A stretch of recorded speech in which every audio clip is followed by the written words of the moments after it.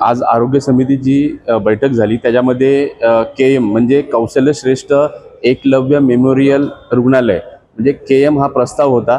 तो अभिप्रायासाठी आयुक्तांकडे गेलेला आहे आणि जसा अभिप्राय आल्यानंतर त्याची पुढची कारवाई होणार आहे।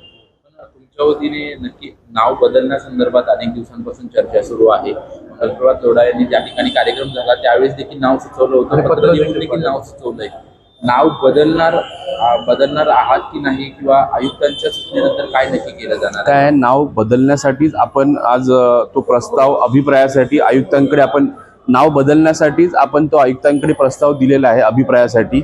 आणि आयुक्तांचा अभिप्राय आल्यानंतर ते पुढील कारवाईसाठी ते नक्कीच आपण करणार आहोत। तशी अनेकांची मागणी आहे की असं होऊ नये। मनसेकडून अशी मागणी केली गेली की ज्या महिला पहिल्या डॉक्टर होत्या आनंदीबाई जोशी यांचं नाव जे आहे ते केएम रुग्णालयात द्यावं, असं देखील त्यांनी मागणी केली होती। कसं आहे की 100 वर्षाची परंपरा आहे केएम हॉस्पिटलला। आपण केएमच बोलतो, बरोबर ना? आपण असं बोलत नाही की किंग एडवर्ड मेमोरियल असं बोलत नाही, बरोबर? आणि त्यानंतर आपल्याला ते दास्यत्वाचं आठवण करून देते। आणि आपण आज स्वदेशी अपनवतोय। आपल्या जे भावी पिढीसाठी आपल्याला एक चांगला संदेश द्यायचा आहे, त्यासाठी केएमच नाव राहणार आहे। फक्त नाव असं होणार आहे की कौशल्य श्रेष्ठ एकलव्य मेमोरियल रुग्णालय। आज केएम रुग्णालयामध्ये एका 27 वर्षीय तरुणाने आत्महत्या केलेली आहे, गळफास देऊन आत्महत्या केली। तुम्ही त्या संदर्भात काही माहिती घेतलीत का?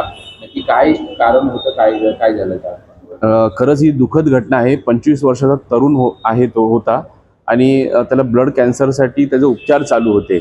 आणि खरंच ही खूप मोठी दुःखद घटना आहे। मी आता स्वतः केएम रुग्णालयात जाणार आहे, त्या गोष्टीची शहानिशा करणार आहे। आणि खरंच मी यामध्ये कोणीही दोषी आढळले तर त्यांच्यावरती कायदेशीर कारवाई करण्यात यावी अशी ही मागणी मी केलेली आहे। सर, नायर रुग्णालयातला विद्यार्थी म्हणजे त्यांनी तुमची भेट पण घेतलेली होती आणि 19 लाख रुपयाचा सावकारी व्याज लावला। आता काय तुम्ही नेमकी कारवाई करणार आहात? त्या विद्यार्थ्यांना कसा दिलासा देणार आहात? काही दिवसापूर्वी हे विद्यार्थी डॉक्टर स्वतः MBBS आहेत आणि माझ्याजवळ आले होते। तर मी स्पेशली म्हणजे खास करून आपल्या माध्यमांचे, सर्व प्रसार माध्यमांचे ज्यांनी ही गोष्ट उचलून धरली आणि हे खरंच म्हणजे गरीब होतकरू विद्यार्थी आहेत, MBBS डॉक्टर आहेत आणि ह्यांच्यावरती मी म्हणेन की प्रशासनाच्या काही गलथानपणामुळे सावकारी व्याज लावण्यात आलं होतं। तर मी प्रशासनाशी स्वतः बोललेलो आहे आणि एक स्पेशल केस म्हणून आपण स्पेशल प्रस्ताव आणणार आहोत। आणि ह्यांच्यासारखे अजूनही काय डॉक्टर्स असतील तर त्यांचेही आपण कसं चक्रवाढ व्याज कमी करून तो प्रस्ताव आपण आणणार आहोत। आणि ह्यांना आपण त्यांचं जे मूळ आहे डॉक्टर ते आपण नक्कीच त्यांना करणार आहोत। म्हणजे त्यांचा फी माफ होणार?